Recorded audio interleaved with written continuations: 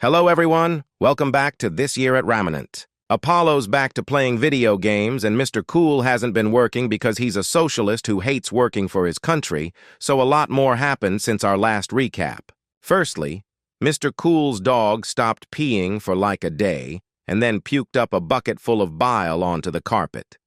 After getting his dog to the veterinarian revealed that his bladder was full of bladder stones, unlike anything she had ever seen.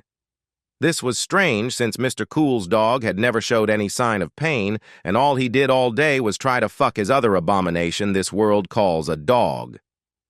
The vet wasn't equipped to handle this sort of thing, and the nearest vet that could was closed. For once, Mr. Cool didn't want to kill his dog, and decided to take him 2 hours up the state for the operation. When asked about the operation, the vet said they'd be cutting his cock off and giving him a pussy. Apollo would later remark that Mr. Cool should have just killed him at that point. Luckily, for the mutt, he got to keep his cock, although the vet did end up taking his balls, since one of them hadn't dropped in the 4 years he's roamed this earth.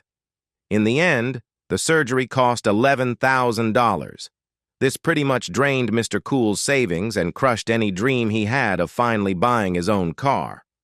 Apollo, out of curiosity, told his co-workers about this, and the most anyone would pay for their dog was $100, and one of them said they'd just kill it for free.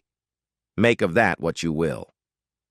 Mr. Cool ended up getting 3 weeks off of work to take care of his dog, and by take care, I mean watching him piss blood every 2 hours, hoping that eventually it stops. In the end, Mr. Cool's dog made a healthy recovery. Moving on, Mr. Cool continues to have the worst luck with electronics than anyone else in the world. It turns out he's been cooking his CPU because most motherboards will fry Intel CPUs alive by default for some reason, because setting the power limit to 4095 fucking watts is definitely an optimized feature.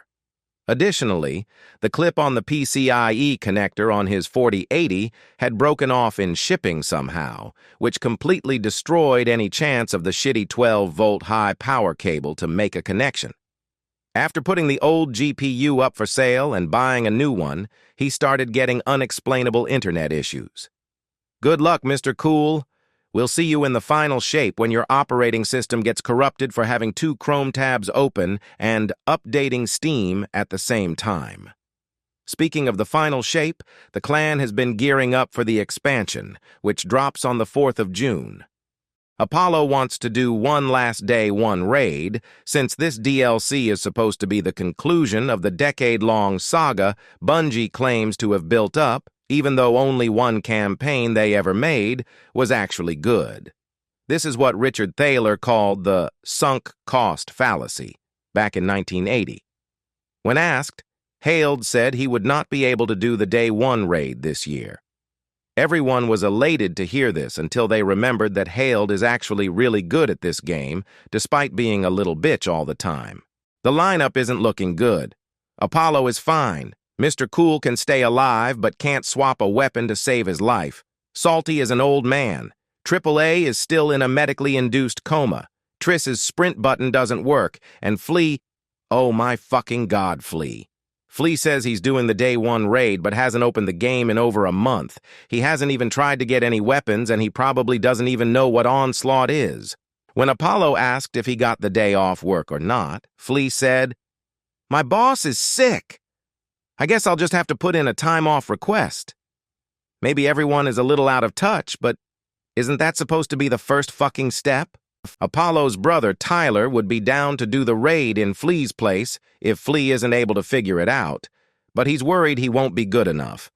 I don't think he realizes he's probably better than half the people who are actually doing the raid, if for no other reason than he actually gets on and plays the game. Whatever happens, it won't matter. Cade and Uldren are probably going to confront each other in the Traveler and have some sort of confrontation that will only be played over an audio log in the helm. Keitel, Savathun, and Mithrax are going to hold hands and tell the player that defeating the Witness is our destiny, and we'll discover that the true power of Prismatic is friendship or something. Cade will come out as non-binary and then look at the camera as if we're supposed to care. And Osiris and Saint 14 will remind us that they're in a loving relationship despite Bungie never making any effort to make that story interesting. Other than Hailed revealing that he went to Academy with the Acorn Cop guy and Peleus joining VC for 10 seconds before his mom yelled at him to clean his room, that's about it. Come back next time when Mr. Cool and Apollo watch Zavala die in a legend-lost sector.